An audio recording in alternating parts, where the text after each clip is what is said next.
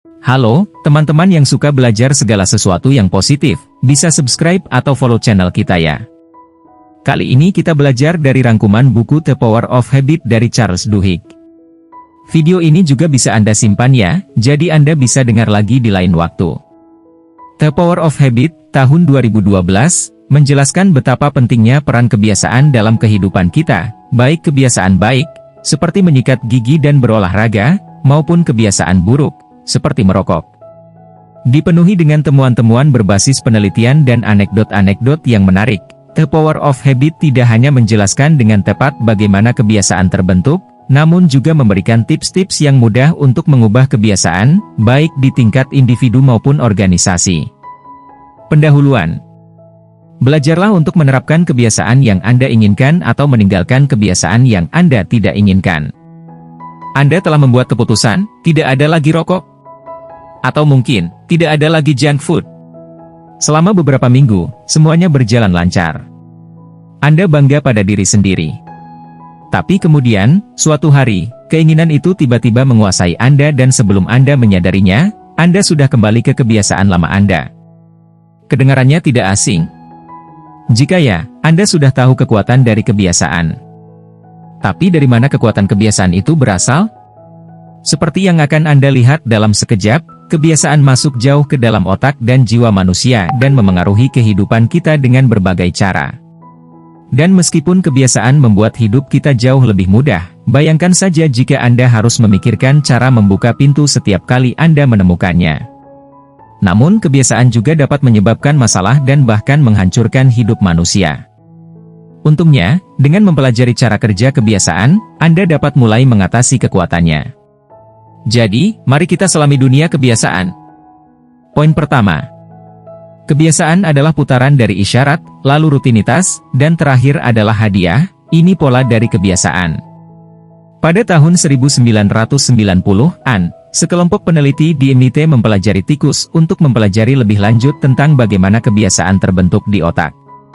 Tikus-tikus itu harus menemukan jalan menuju sepotong coklat yang ditempatkan di ujung labirin berbentuk T. Dengan menggunakan peralatan khusus, para peneliti dapat memantau aktivitas otak tikus saat mereka mengendus jalan menuju coklat. Ketika tikus-tikus itu pertama kali dimasukkan ke dalam labirin, aktivitas otak mereka meningkat. Mereka dapat mencium bau coklat dan mulai mencarinya. Namun, ketika para peneliti mengulangi percobaan tersebut, mereka melihat sesuatu yang menarik. Ketika tikus-tikus itu secara bertahap mengetahui di mana letak coklat itu dan menghafal bagaimana cara mencapainya, jalan lurus, lalu belok kiri, aktivitas otak mereka mulai menurun. Proses mengubah urutan tindakan menjadi rutinitas otomatis ini dikenal sebagai chunking, dan ini menjadi dasar dari semua pembentukan kebiasaan. Peran evolusionernya sangat jelas dan krusial, memungkinkan otak untuk menghemat energi dan melakukan tugas-tugas umum secara efisien. Oleh karena itu, bahkan tindakan rumit yang menuntut konsentrasi pada awalnya, seperti menemukan sepotong coklat di labirin atau mundur dari jalan masuk, pada akhirnya menjadi kebiasaan yang mudah dilakukan.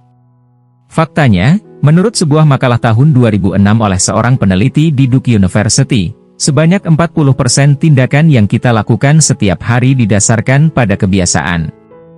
Secara umum, kebiasaan apapun dapat dibagi menjadi 3 bagian. Pertama, Anda merasakan isyarat eksternal, misalnya, jam alarm Anda berdering. Hal ini menciptakan lonjakan keseluruhan dalam aktivitas otak Anda saat otak Anda memutuskan kebiasaan mana yang sesuai untuk situasi tersebut. Kedua adalah rutinitas, yang berarti aktivitas yang biasa Anda lakukan ketika menghadapi isyarat khusus ini. Anda berjalan ke kamar mandi dan menyikat gigi dengan otak Anda secara autopilot. Ketiga, Anda mendapatkan hadiah, perasaan sukses dan, dalam hal ini, sensasi kesemutan yang segar di mulut Anda. Aktivitas otak Anda secara keseluruhan akan meningkat lagi karena otak Anda mencatat keberhasilan penyelesaian aktivitas dan memperkuat hubungan antara isyarat dan rutinitas. Kebiasaan itu sangat tangguh. Dalam beberapa kasus, orang dengan kerusakan otak yang parah masih bisa mengikuti kebiasaan lama mereka. Pertimbangkan saja Eugene, seorang pria dengan kerusakan otak parah yang disebabkan oleh radang otak ensefalitis. Ketika diminta untuk menunjuk pintu menuju dapur dari ruang tamunya, dia tidak bisa melakukannya. Namun ketika ditanya apa yang akan ia lakukan jika ia lapar, ia langsung berjalan ke dapur dan mengambil sebotol kacang dari salah satu lemari. Eugene dapat melakukan hal ini karena belajar dan mempertahankan kebiasaan terjadi di ganglia basal, sebuah struktur neurologis kecil yang tertanam jauh di dalam otak. Bahkan jika bagian otak lainnya rusak, ganglia basal masih dapat berfungsi secara normal. Sayangnya, ketahanan ini berarti, bahkan jika Anda berhasil menghentikan suatu kebiasaan buruk contohnya seperti merokok, namun Anda masih bisa berisiko kambuh. Poin kedua. Kebiasaan melekat karena kebiasaan itu menciptakan keinginan. Bayangkan skenario ini, setiap sore selama setahun terakhir, Anda membeli dan memakan kue coklat yang lezat dan syarat gula dari kantin di tempat kerja Anda. Anggap saja ini adalah hadiah yang pantas untuk kerja keras seharian. Sayangnya, karena itu berat badan Anda mulai bertambah. Jadi Anda memutuskan untuk menghentikan kebiasaan tersebut. Tapi bagaimana Anda membayangkan bagaimana perasaan Anda pada sore hari pertama, berjalan melewati kantin tanpa memanjakan diri? Kemungkinannya, Anda akan makan satu kue lagi, atau jika tidak, maka Anda akan pulang dengan suasana hati yang sangat kesal. Menghentikan kebiasaan buruk itu sulit karena Anda akan mengembangkan keinginan untuk mendapatkan imbalannya di akhir lingkaran kebiasaan tersebut. Penelitian dari tahun 1990-an yang dilakukan oleh ahli saraf Wolfram Schultz menunjukkan bagaimana hal ini bekerja di tingkat otak. Schultz mempelajari aktivitas otak seekor monyet kera bernama Julio, yang sedang belajar melakukan berbagai tugas. Dalam satu percobaan, Julio ditempatkan di sebuah kursi di depan layar. Setiap kali beberapa bentuk berwarna ditampilkan di layar, tugas Julio adalah menarik sebuah tuas. Ketika dia melakukannya, setetes jus blackberry yang sangat ia sukai akan menetes ke bibirnya melalui sebuah tabung. Pada awalnya, Julio tidak terlalu memperhatikan layar.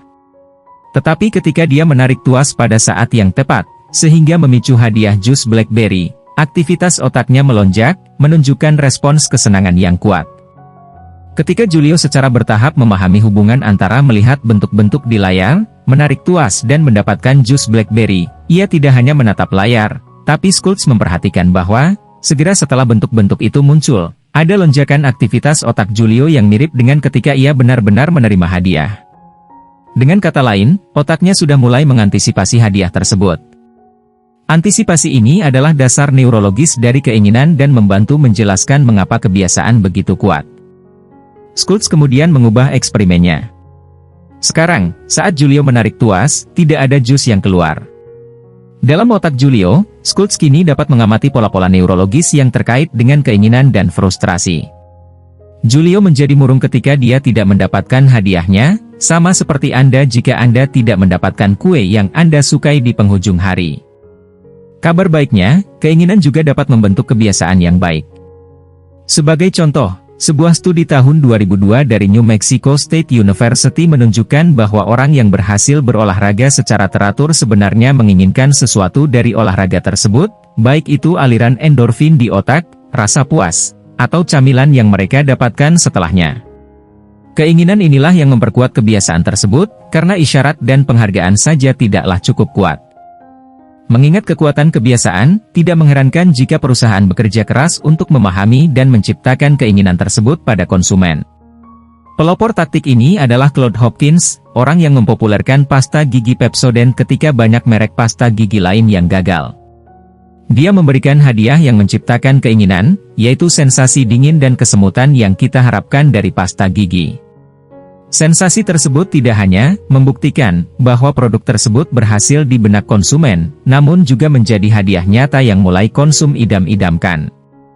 Gagasan utama 3. Untuk mengubah sebuah kebiasaan, gantilah rutinitas itu dengan rutinitas lainnya dan percayalah pada perubahan tersebut. Seperti yang dikatakan oleh siapapun yang mencoba berhenti merokok, ketika keinginan untuk merokok muncul, sulit untuk mengabaikannya.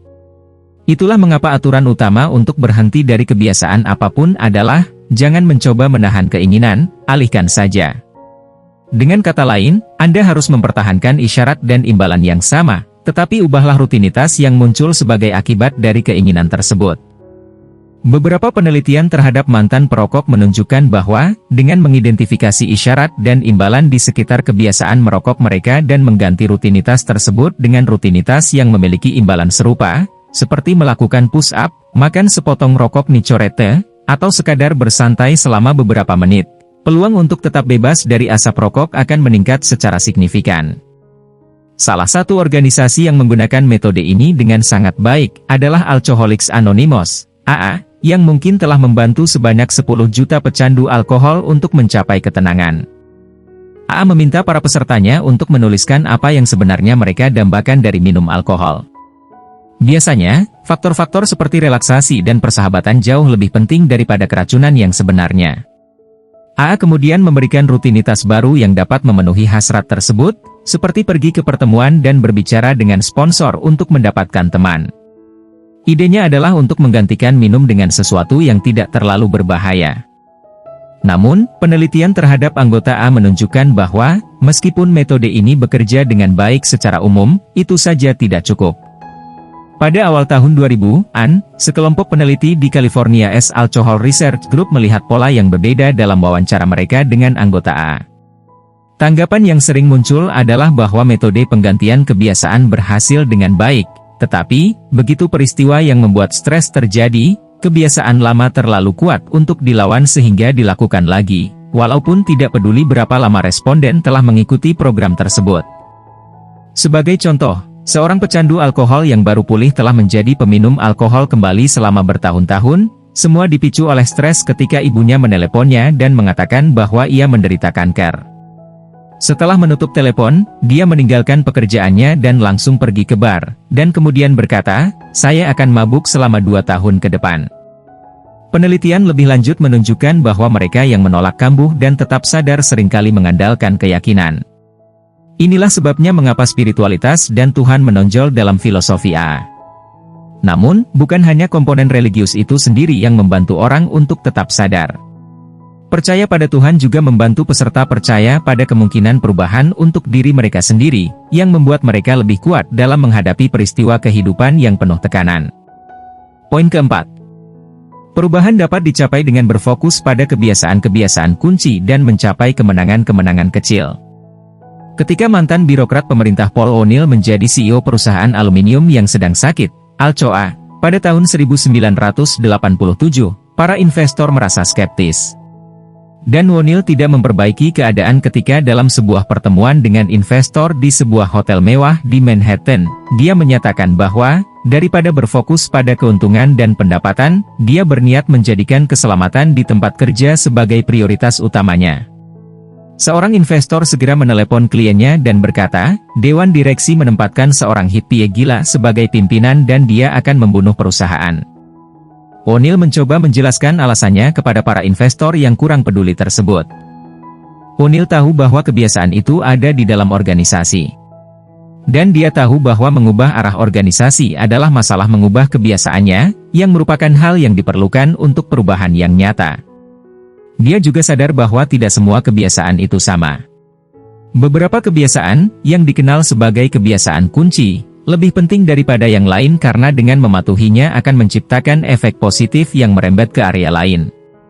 Dengan menekankan bahwa keselamatan pekerja adalah yang utama, manajer dan karyawan harus memikirkan bagaimana proses produksi dapat menjadi lebih aman dan bagaimana saran-saran keselamatan dapat dikomunikasikan dengan baik kepada semua orang. Hasil akhirnya adalah organisasi produksi yang sangat ramping, dan karenanya menguntungkan. Terlepas dari keraguan para investor pada awalnya, pendekatan O'Neill terbukti sukses besar. Pada saat O'Neill pensiun pada tahun 2000, pendapatan bersih tahunan Alcoa telah meningkat 5 kali lipat. Kebiasaan-kebiasaan utama juga dapat membantu individu untuk berubah. Sebagai contoh, penelitian menunjukkan bahwa dokter mengalami kesulitan untuk membuat orang yang mengalami obesitas melakukan perubahan besar dalam gaya hidupnya. Namun, ketika pasien fokus mengembangkan satu kebiasaan kunci, seperti membuat jurnal makanan yang cermat, kebiasaan positif lainnya juga mulai berakar. Kebiasaan kunci bekerja dengan memberikan kemenangan-kemenangan kecil, yaitu keberhasilan awal yang cukup mudah dicapai. Mengembangkan kebiasaan kunci akan membantu Anda percaya bahwa perbaikan juga bisa dilakukan di bidang kehidupan lainnya, yang dapat memicu serangkaian perubahan positif. Poin kelima. Kemauan adalah kebiasaan kunci yang paling penting. Pada tahun 1960-an, para peneliti di Stanford melakukan apa yang kemudian menjadi studi yang sangat terkenal. Sekelompok besar anak berusia 4 tahun dibawa satu persatu ke sebuah ruangan. Di dalam ruangan tersebut, ada sebuah meja dengan marshmallow di atasnya. Seorang peneliti memberikan pilihan kepada setiap anak, makan marshmallow itu sekarang atau tunggu 15 menit dan bisa makan 2 marshmallow sebagai gantinya. Peneliti kemudian meninggalkan ruangan selama 15 menit. Dan hasilnya, sekitar 30% anak-anak yang tidak makan marshmallow saat peneliti tidak ada, sedangkan 70% anak langsung makan marshmallow saat peneliti tidak ada. Tapi inilah bagian yang menarik.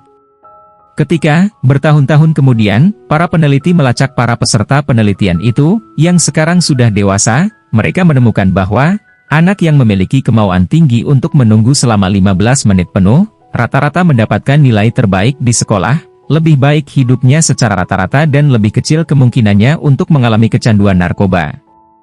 Penelitian yang lebih baru menunjukkan hasil yang serupa. Sebagai contoh, sebuah studi tahun 2005 pada siswa kelas 8 menunjukkan bahwa siswa yang menunjukkan tingkat kemauan yang tinggi memiliki nilai yang lebih baik secara rata-rata dan lebih mungkin untuk masuk ke sekolah-sekolah pilihan. Jadi, kemauan keras adalah kebiasaan utama dalam hidup. Namun, seperti yang mungkin Anda sadari jika Anda pernah mencoba untuk mulai berolahraga lebih banyak, kemauan bisa sangat tidak konsisten. Beberapa hari, pergi ke gym sangat mudah, sedang di hari lain untuk meninggalkan sofa yang nyaman sangatlah sulit. Mengapa bisa demikian? Ternyata tekad itu sebenarnya seperti otot, bisa melelahkan. Jika Anda menguras tenaga dengan berkonsentrasi pada misalnya, data Excel yang membosankan di tempat kerja, Anda mungkin tidak akan memiliki kemauan yang tersisa lagi saat tiba di rumah. Faktor-faktor lain juga dapat mempengaruhi tekad Anda. Sebagai contoh, Starbucks menemukan bahwa hampir setiap hari, semua karyawannya memiliki tekad untuk tersenyum dan ceria, terlepas dari apa yang mereka rasakan. Namun, ketika keadaan menjadi penuh tekanan, misalnya ketika seorang pelanggan mulai berteriak-teriak, karyawan akan segera kehilangan ketenangan. Berdasarkan penelitian, para eksekutif di perusahaan menentukan bahwa jika para barista secara mental mempersiapkan diri untuk menghadapi situasi yang tidak menyenangkan dan merencanakan cara mengatasinya, mereka dapat mengumpulkan tekad yang cukup untuk mengikuti rencana tersebut bahkan ketika berada di bawah tekanan. Untuk membantu mereka, Starbucks mengembangkan metode latte yang dinamai dengan tepat, yang menguraikan serangkaian langkah yang harus diambil dalam situasi yang penuh tekanan, yaitu mendengarkan pelanggan, mengakui keluhan mereka, mengambil tindakan, berterima kasih kepada pelanggan, dan yang terakhir, menjelaskan mengapa masalah tersebut terjadi. Dengan mempraktikkan metode ini berulang kali, para barista Starbucks belajar apa yang harus dilakukan jika terjadi situasi yang membuat stres, dan dapat tetap tenang. Penelitian lain menunjukkan bahwa kurangnya otonomi juga berdampak buruk pada kemauan. Jika seseorang melakukan sesuatu karena diperintahkan dan bukan karena pilihannya sendiri, maka otot kemauan mereka akan lebih cepat lelah. Poin ke-6. Kebiasaan organisasi bisa berbahaya, namun sebuah krisis dapat mengubahnya. Pada bulan November 1987, seorang penumpang di stasiun King's Cross, London, menghampiri petugas pengumpul tiket dan mengatakan bahwa ia baru saja melihat selembar tisu terbakar di salah satu eskalator gedung. Alih-alih menyelidiki masalah ini atau memberitahu departemen yang bertanggung jawab atas keselamatan kebakaran, petugas pengumpul tiket tidak melakukan apapun. Dia hanya kembali ke meja kerjanya, berpikir bahwa itu adalah tanggung jawab orang lain. Hal ini mungkin tidak terlalu mengejutkan. Tanggung jawab dalam menjalankan kereta bawah tanah London dibagi menjadi beberapa area yang jelas, dan, sebagai hasilnya, staf telah membentuk kebiasaan organisasi untuk tetap berada di dalam batas-batas departemen. Selama beberapa dekade, sistem hierarki yang rumit dari atasan dan bawahan, yang masing-masing sangat melindungi otoritasnya, telah muncul. Hampir 20.000 karyawan London Underground tahu untuk tidak melanggar batas wilayah satu sama lain. Di bawah permukaan, sebagian besar organisasi memang seperti ini, yaitu medan pertempuran di mana para individu saling berebut kekuasaan dan penghargaan. Jadi, untuk menjaga perdamaian, kami mengembangkan kebiasaan tertentu, seperti mengurus urusanmu sendiri. Jadi akhirnya, segera setelah pengumpul tiket kembali bekerja seperti biasa, sebuah bola api besar meletus di aula tiket. Tetapi tidak ada seorang pun yang tahu cara menggunakan sistem sprinkler atau memiliki wewenang untuk menggunakan alat pemadam kebakaran. Tim penyelamat, yang akhirnya dipanggil setelah serangkaian kegagalan tindakan yang dilakukan oleh beberapa karyawan di stasiun, menggambarkan para penumpang yang terbakar sangat parah sehingga kulit mereka terkelupas saat disentuh. Dan akhirnya, 31 orang kehilangan nyawa mereka. Kegagalan yang menjadi inti dari tragedi ini adalah bahwa, terlepas dari sistem pembagian tanggung jawab yang rumit, tidak ada satupun karyawan atau departemen di London Underground yang memiliki tanggung jawab menyeluruh atas keselamatan penumpang. Namun, tragedi semacam itu pun bisa memiliki hikmah. Krisis menawarkan kesempatan unik untuk mengubah kebiasaan organisasi dengan memberikan rasa darurat. Inilah sebabnya mengapa para pemimpin yang baik seringkali secara aktif memperpanjang rasa krisis atau bahkan memperparahnya.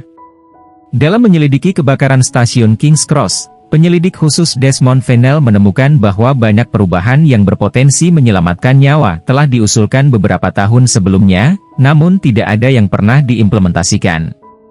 Namun sebuah krisis besar yang terjadi itulah akhirnya yang memungkinkannya untuk mengimplementasikan perubahan perbaikan tersebut. Dan akhirnya saat ini, setiap stasiun telah memiliki manajer yang tanggung jawab utamanya adalah keselamatan penumpang. Poin ketujuh. Perusahaan memanfaatkan kebiasaan dalam pemasaran mereka. Bayangkan diri Anda berjalan ke supermarket lokal Anda. Apa yang pertama kali Anda lihat? Kemungkinan besar, itu adalah buah-buahan dan sayuran segar, yang ditata dalam tumpukan yang rimbun. Jika Anda memikirkan hal ini sejenak, ini tidak masuk akal. Karena buah dan sayuran cenderung lunak dan mudah rusak oleh produk lain yang dimasukkan ke dalam troli, maka mereka harus dipajang lebih dekat ke kasir. Namun, para pemasar telah lama mengetahui bahwa jika kita memulai belanja dengan mengisi keranjang dengan barang-barang yang segar dan sehat, kita akan cenderung membeli produk yang tidak sehat, seperti makanan ringan dan kue, ketika kita terus berbelanja. Dalam hal ini, para peritel telah menemukan cara yang jauh lebih halus untuk mempengaruhi kebiasaan belanja pelanggan. Contoh lainnya, inilah fakta yang mengejutkan, bahwa kebanyakan orang secara naluriah berbelok ke kanan saat memasuki toko. Itulah mengapa peritel meletakkan produk yang paling menguntungkan di sebelah kanan pintu masuk. Namun, secanggih apapun metode ini, mereka memiliki satu kelemahan besar, yaitu adanya perbedaan dalam perilaku pembelian di masing-masing individu pelanggan. Namun, selama beberapa dekade terakhir, teknologi dan pengumpulan data yang semakin canggih telah memungkinkan untuk menargetkan pelanggan dengan ketepatan yang menakjubkan. Salah satu ahli sejati dalam permainan ini adalah perusahaan retail Amerika yang bernama Target. Mereka melayani jutaan pembeli setiap tahunnya sambil mengumpulkan database tentang pembeli mereka. Pada awal tahun 2000-an, perusahaan Target ini memutuskan untuk menggunakan seluruh kekuatan datanya untuk menyasar segmen populasi tertentu yang sudah lama dikenal sebagai salah satu yang paling menguntungkan, yaitu orang tua baru. Namun, untuk mengungguli para pesaingnya, perusahaan Target ingin melakukan lebih dari sekadar memasarkan kepada para orang tua baru. Mereka ingin menarik para orang tua yang sedang mengandung bahkan sebelum bayi mereka lahir. Untuk mencapai hal ini, mereka mulai menentukan kebiasaan belanja ibu hamil. Pada akhirnya, analisis perusahaan itu berhasil dengan sangat baik sehingga mereka bahkan bisa memasarkan produknya kepada seorang remaja putri yang sedang hamil dan bahkan belum memberitahu keluarganya tentang kehamilannya. Perusahaan mengirimkan kupon yang berhubungan dengan bayi, yang membuat ayahnya marah dan mendatangi manajer perusahaan setempat dan berkata, "Dia masih duduk di bangku SMA," katanya. "Apakah Anda mencoba mendorongnya untuk hamil?" Namun ketika kebenaran terungkap, giliran sang ayah yang merasa malu dan meminta maaf. Namun perusahaan Target segera menyadari bahwa orang-orang tidak suka dimata-matai. Jadi agar kupon bayinya berhasil, mereka menemukan cara cerdas untuk menguburnya di tengah-tengah penawaran acak dan saling tidak terkait, contohnya disertakan pada barang-barang seperti mesin pemotong rumput dan gelas anggur, sehingga penawaran tersebut harus terlihat seperti penawaran yang sudah dikenal dan tidak ditargetkan. Memang, ketika mencoba menjual sesuatu yang baru, perusahaan akan melakukan yang terbaik untuk membuatnya tampak akrab. Sebagai contoh, penyiar radio dapat menjamin sebuah lagu baru menjadi populer dengan memainkannya di antara dua lagu populer yang sudah ada. Kebiasaan atau produk baru akan jauh lebih mungkin diterima jika tidak terlihat baru. Jadi akhirnya perusahaan target meraih sukses besar. Sebagian besar karena pekerjaannya dalam menargetkan wanita hamil, sehingga pendapatan perusahaan tumbuh dari 44 miliar dolar pada tahun 2002 menjadi 65 miliar dolar pada tahun 2009. Poin ke-8. Gerakan lahir dari ikatan yang kuat, tekanan teman sebaya, dan kebiasaan baru. Pada tahun 1955, seorang wanita kulit hitam bernama Rosa Parks menolak untuk memberikan kursi busnya kepada seorang pria kulit putih di Montgomery, Alabama. Lalu dia ditangkap dan didakwa, dan peristiwa-peristiwa yang terjadi setelahnya membuatnya menjadi ikon hak-hak sipil. Menariknya, kasusnya, meskipun menjadi yang paling terkenal, bukanlah kasus yang unik atau yang pertama. Banyak orang lain yang telah ditangkap karena alasan yang sama. Jadi, mengapa penangkapan Parks memicu boikot bus yang berlangsung selama lebih dari 1 tahun? Pertama-tama, Rosa Parks sangat disukai di masyarakat dan memiliki banyak teman. Dia tergabung dalam banyak klub dan perkumpulan dan memiliki hubungan yang erat dengan berbagai macam orang, mulai dari profesor hingga pekerja lapangan. Sebagai contoh, ia menjabat sebagai sekretaris cabang Naat setempat, sangat terlibat dalam organisasi pemuda di sebuah gereja Lutheran yang dekat dengan tempat tinggalnya, dan menghabiskan waktu luangnya untuk memberikan layanan menjahit pakaian bagi keluarga miskin, sambil tetap meluangkan waktu untuk menjahit gaun bagi para pengantin baru yang berasal dari keluarga kulit putih yang kaya. Bahkan, dia sangat aktif di komunitasnya sehingga suaminya terkadang mengatakan bahwa dia lebih sering makan di tempat makan seadanya daripada di rumah. Parks memiliki apa yang dikenal dalam studi sosiologi sebagai ikatan yang kuat, yaitu hubungan langsung dengan banyak orang dari berbagai segmen sosial di komunitasnya. Ikatan ini tidak hanya membebaskannya dari penjara, tetapi juga menyebarkan berita penangkapannya ke seluruh lapisan sosial di Montgomery, yang kemudian memicu boikot bus. Namun, jika hanya teman-temannya saja, pasti tidak akan kuat bertahan dalam boikot yang berkepanjangan. Masuklah juga dukungan dari teman sebaya, yang berarti kenalan dari teman-teman Parks. Dan ketika jaringan pertemanan dan kenalan seseorang yang lebih besar mendukung sebuah gerakan, maka semakin banyak orang lainnya tergerak untuk ikut serta juga. Namun akhirnya, komitmen terhadap boikot mulai memudar di komunitas kulit hitam, ketika pejabat kota mulai memperkenalkan aturan carpooling baru yaitu kebijakan tanpa bus untuk kulit hitam, sehingga membuat hidup mereka semakin sulit. Namun pada saat itulah komponen terakhir ditambahkan, yaitu pidato Dr. Martin Luther King Jr., yang menganjurkan anti kekerasan dan meminta para peserta untuk merangkul dan memaafkan para penindasnya. Berdasarkan pesan ini, orang-orang mulai membentuk kebiasaan baru, seperti mengorganisir pertemuan gereja secara mandiri dan protes damai. Mereka menjadikan gerakan ini sebagai gerakan untuk hidup mereka sendiri, dan bukan hanya tentang karena kasus Parks saja. Poin ke-9. Kita memikul tanggung jawab untuk mengubah kebiasaan kita. Suatu malam di tahun 2008, Brian Thomas mencekik istrinya hingga tewas. Bingung, dia segera menyerahkan diri dan dituntut atas tuduhan pembunuhan. Pembelaannya? Dia mengalami sesuatu yang oleh para ilmuwan disebut sebagai teror tidur. Penelitian telah menunjukkan bahwa, tidak seperti berjalan dalam tidur, di mana orang mungkin bangun dari tempat tidur dan mulai melakukan impuls. Ketika seseorang mengalami teror tidur, otak secara efektif mati, hanya menyisakan daerah neurologis yang paling primitif yang aktif. Karena dia berada dalam kondisi ini, Thomas mengira dia sedang mencekik pencuri yang menyerang istrinya. Di pengadilan, pihak pembela berargumen bahwa begitu Thomas mengira ada orang yang menyakiti istrinya, hal itu memicu respons otomatis yaitu sebuah upaya untuk melindunginya. Dengan kata lain, dia mengikuti sebuah kebiasaan. Sekitar waktu yang sama, Angie Bachman dituntut oleh perusahaan kasino Harrah's sebesar $500 juta untuk hutang judi yang belum dibayar. Ini terjadi setelah ia mempertaruhkan rumah dan warisannya yang bernilai jutaan dolar. Di pengadilan, Bachman berargumen bahwa dia juga hanya mengikuti kebiasaan. Berjudi terasa menyenangkan, jadi ketika kasino Harrah's mengiriminya tawaran menggiurkan untuk perjalanan gratis ke kasino, dia tidak bisa menolak. Dan padahal sebenarnya kasino Harrah's tahu bahwa Bachman adalah seorang penjudi kompulsif yang telah menyatakan kebangkrutannya. Pada akhirnya, pembunuh Thomas dibebaskan dan banyak orang, termasuk hakim pengadilan, menyatakan simpati yang besar kepadanya. Sedangkan penjudi Bachmann, di sisi lain, kalah dalam kasusnya dan menjadi objek cemoohan publik. Baik Thomas maupun Bachmann dapat dengan masuk akal mengklaim, itu bukan saya. Itu adalah kebiasaan saya. Jadi mengapa hanya satu dari mereka yang dibebaskan? Sederhananya, begitu kita menyadari suatu kebiasaan yang berbahaya, maka menjadi tanggung jawab kita untuk mengatasi dan mengubahnya. Thomas tidak tahu bahwa dia akan menyakiti orang lain dalam tidurnya.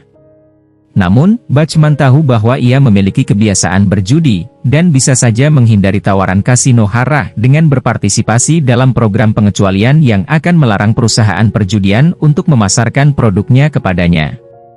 Ringkasan akhir. Pesan utama dalam buku ini. Mengikuti kebiasaan tidak hanya merupakan bagian penting dalam hidup kita, namun juga bagian penting dalam organisasi dan perusahaan. Semua kebiasaan terdiri dari sebuah lingkaran isyarat rutinitas hadiah, dan cara termudah untuk mengubahnya adalah dengan mengganti sesuatu yang lain untuk rutinitas tersebut dengan tetap mempertahankan isyarat dan hadiah yang sama. Mencapai perubahan yang langgeng dalam hidup memang sulit, namun hal ini dapat dilakukan dengan berfokus pada kebiasaan-kebiasaan kunci yang penting seperti kemauan. Saran yang dapat ditindaklanjuti. Merapikan tempat tidur Anda setiap pagi. Dalam sekejap, Anda belajar bahwa tidak semua kebiasaan itu sama, namun ada yang lebih kuat daripada yang lain. Salah satu kebiasaan penting yang bisa Anda terapkan dengan mudah adalah memulai setiap hari dengan merapikan tempat tidur. Penelitian telah menunjukkan bahwa hal ini dapat meningkatkan kesehatan secara umum dan meningkatkan produktivitas Anda secara keseluruhan. Oke guys, sekian rangkuman buku kali ini, semoga bisa banyak bermanfaat untuk hidup teman-teman semua. Teman-teman bisa subscribe atau follow channel kita ya, agar selalu menerima video positif terbaru dari kami. Selamat belajar dan selalu bertumbuh dalam hidup ya guys, bye-bye.